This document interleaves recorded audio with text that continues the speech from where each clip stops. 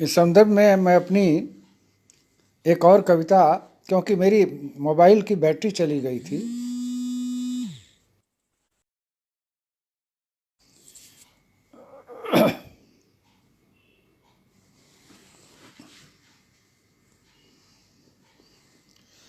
हाँ अर्पण कुमार जी, आप मुझे सुन पा रहे हैं क्या?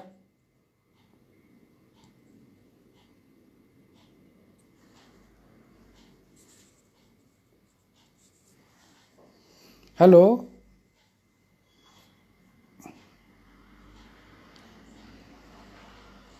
मैं जो गज़ल आप लोगों को सुनाना चाहता था, मेरे मोबाइल की बैटरी अचानक चली गई, इसके लिए मैं अपराधी हूँ और इसके लिए मैं क्षमा चाहता हूँ।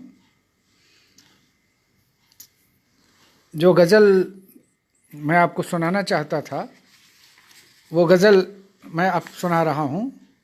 हो सकता है कुछ मित्र बिल्कुल चले गए हों, और ठीक बात भी थी, कोई कितनी देर तक इंतज़ार करता, लेकिन मैं अपनी बात पूरी कर लूँ तो अच्छा रहेगा, क्योंकि बार बार ये अवसर नहीं आएगा।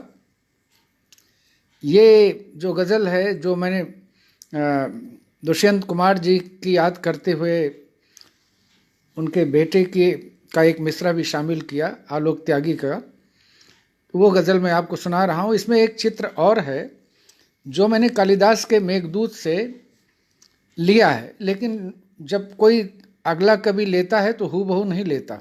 जैसे प्रसाद ने कालिदास से और वाल्मीकि से बहुत कुछ लिया है, लेकिन बिंब अलग अलग होते हैं और वही पुनर्नवता होती है। उसको शास्त्र की भाषा में कहते हैं पुनर्नवता। तो खैर, ये एक आप देखें, आइए, कुल मिलाकर के एक टीनेजर लड़की पर लिखी गई गज़ल है, उसकी मानसिकता को पकड़ते हुए। करीब मेरे मगर खुद के आसपास हो तुम, करीब मेरे मगर खुद के आसपास हो तुम, लहकती बुझती हुई आग की उजास हो तुम। करीब मेरे मगर खुद के आसपास हो तुम, लहकती बुझती हुई आग की उजास हो तुम। चहकते गाते परिंदे की तुम खामोशी हो, चहकते गाते परिंदे की तुम खामोशी हो। खिली सुबह की तरह शाम सी उदास हो तुम, खिली सुबह की तरह शाम सी उदास हो तुम। हजार चुप से घिरी हलचलों के घेरे में, हजार चुप से घिरी हलचलों के घेरे में, रुकी रुकी सी हिचकती सी कोई सांस हो तुम। इस शेर को फिर से सुनिए। हजार चुप से घिरी हलचलों के घेरे में, रुकी रुकी सी हिचकती सी कोई सांस हो तुम। बने नहीं कि टूट जाए एक बुत जैसे। ये मैं आपको बताऊं कि कालिदास का जो यक्ष है, वह बादल को अपनी प्रियतमा की पहचान के लिए एक चित्र बना रहा है, लेकिन जैसे ही वो चित्र बनाता है और उसके चेहरे को बनाता है तो अचानक उसको आंसू आ जाते हैं भावावेश में और रोने लगता है, तो चित्र धुल जाता है। मैंने इतना इम्प्रेशन वहाँ से लिया है। बने नहीं कि टूट जाए एक बुत जैसे, बने नहीं कि टूट जाए एक बुत जैसे, कि इतनी आम इतनी आम इतनी खास हो तुम।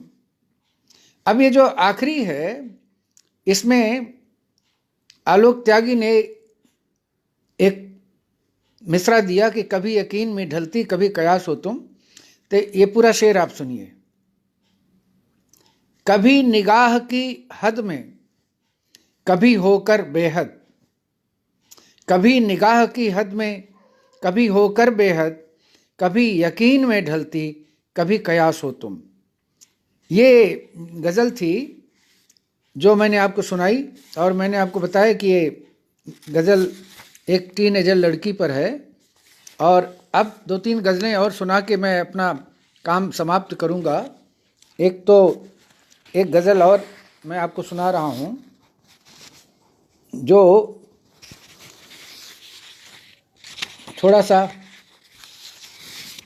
थोड़ी राजनीतिक है। आप सुने जरा। इसमें एक रूपक मैंने लिया है जंगल में लगती हुई आग का, लेकिन है यहाँ जंगल नहीं, पूरा देश है।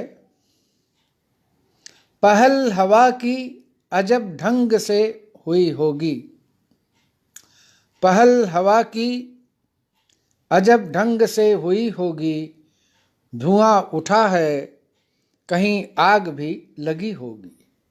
पहल हवा की अजब ढंग से हुई होगी, धुआं उठा है कहीं आग भी लगी होगी। इनकलाब जंगल का बात राज की है ये, इनकलाब जंगल का बात राज की है ये, पत्तियों ने फूलों से किस तरह से की होगी। इनकलाब जंगल का बात राज की है ये, पत्तियों ने फूलों से किस तरह से की होगी। जड़ तने की चुप्पी से, ये जवाब आ रहा है कि जड़ तने की चुप्पी से शाख हिल गई होगी। आपको याद होगा नक्सलाइट आंदोलन चला था और उसकी छवियां भी कुछ इसमें ध्वनियां हैं कि जड़ तने की चुप्पी से शाख हिल गई होगी, टहनियों की शह पाकर पहली लौ उठी होगी। आसमां के कानों तक किस तरह गई आखिर, ये प्रश्नोत्तर में है पूरी गजल। आसमां के कानों तक किस तरह गई आखिर, ये खबर फजाओं को बुलबुलों ने दी होगी। आसमां के कानों तक किस तरह गई आखिर, ये खबर फजाओं को बुलबुलों ने दी होगी। और अंतिम है, मैं मक्ता इसलिए नहीं कह रहा हूं कि मैं अपना नाम तो इसमें डालता नहीं, इसलिए मक्ते का सवाल नहीं है। आखिरी शेर है, अब शहर जो आएगी जो भी और जैसी भी, अब शहर जो आएगी जो भी और जैसी भी, इम्तहान की होगी इत्मीनान की होगी, पहल हवा की अजब ढंग से हुई होगी, धुआं उठा है कहीं आग भी लगी होगी। एक आपको थोड़ा सा बिल्कुल उर्दू के नज़दीक जाकर, वैसे तो ये हमारे मित्र की मोहब्बत का किस्सा है और जिसको मैंने लिखा और उसकी मानसिकता उस वक्त मैंने पकड़ने की कोशिश की। इसमें हिंदी और उर्दू की जो मिलावट है उसे आप जरा देखें। गज़ल है, पहला शेर है, एक बीमार मोहब्बत का तड़पना देखो, एक बीमार मोहब्बत का तड़पना देखो, खून में आतिशे वहशत का भड़कना देखो। एक बीमार मोहब्बत का तड़पना देखो, खून में आतिशे वहशत का भड़कना देखो, नीम रातों में ढहकती हुई आवाज़ों से। इसमें थोड़ा सेंसुअसनेस है। नीम रातों में ढहकती हुई आवाज़ों से, दिल में एहसास का हर चंद तड़पना देखो। नीम रातों में ढहकती हुई आवाज़ों से, दिल में एहसास का हर चंद तड़कना देखो। ये शेर देखिए, आहटें छेड़ रही हैं जमा चुप्पी की गज़ल, आहटें छेड़ रही हैं जमा चुप्पी की गज़ल, खिड़कियों बिस्तरों पर्दों का फड़कना देखो, रास्ते उलझे हुए फासले सहमे सहमे, रास्ते उलझे हुए फासले सहमे सहमे, खुद में सिमटी हुई मंजिल का धड़कना देखो। आखिरी शेर है कि उदास जितना है टहनी का जर्द जर्द बदन, उदास जितना है टहनी का जर्द जर्द बदन, उतनी उम्मीद से पत्ती का खड़कना देखो। हालांकि हिंदी की प्राथमिकता देने से इसमें ध्वनियों का सौंदर्य उतना नहीं है, लेकिन अर्थ का सौंदर्य तो है और इस तरह की चीज़ें लिखी हैं। लेकिन मैं मानता हूँ कि मेरी प्रकृति गज़लों की नहीं है और इसलिए मैंने मुश्किल से 30-40 गज़लें ही लिखी थी और उसमें से कुछ गज़लें मैंने आपको सुनाई और एक गज़ल मैं आपको और सुना के ये अपना पाठ समाप्त करूँगा। ये मुख्यतः तो ये याद पर है, लेकिन आप देखें, किसने यह बांसुरी बजाई, किसने यह बांसुरी बजाई, हर पनघट ने ली अंगड़ाई। किसने यह बांसुरी बजाई, हर पनघट ने ली अंगड़ाई। बिजली जैसी याद किसी की, बिजली जैसी याद किसी की, बादल बादल चलकर आई। बिजली जैसी याद किसी की, बादल बादल चलकर आई। कल का एक सपन फिर उभरा, कल का एक सपन फिर उभरा। ख्वाब की माती है पुरवाई। ये माती हमारे अवधि का प्रयोग है, जिसको कई लोगों ने पूछा था, लेकिन अवधि में माती का मतलब है मतियाया हुआ, पागल हुआ। किसी नशे में जब कोई आदमी पागल हो जाता है। कल का एक सपन फिर उभरा, ख्वाब की माती है पुरवाई। लहर लहर से खेल रही है, नीले सागर की गहराई। धूप की बेटी छाँव के घर तक, पर्वत पर्वत चलकर आई। धूप की बेटी छाँव के घर तक, पर्वत पर्वत चलकर आई। आखिरी शेर है, देख रहा है झुककर सूरज, शबनम में अपनी परछाई। इसमें मेरा कहना है कि ज़्यादातर इसमें जो हिंदी के मुहावरे हैं वही ज़्यादा हैं। और मैं सोच रहा था गंबर, लेकिन ये एक गज़ल मैं और आपको सुनाना चाहता हूँ।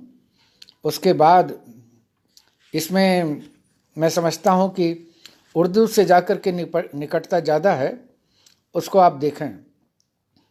उस शहर की आग में हर सिमत हम जलते मिले। प्रायः लेखकों का, कलाकारों का जीवन जो है वो हमेशा विवादास्पद रहता है।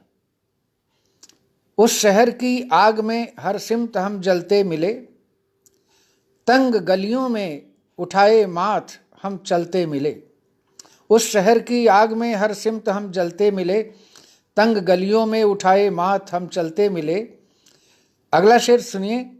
थीं बहुत खुदगर्जियाँ, थीं बहुत खुदगर्जियाँ, बेजारियाँ बेगैरतें। ये पूरी शब्दावली हिंदी से बाहर की है।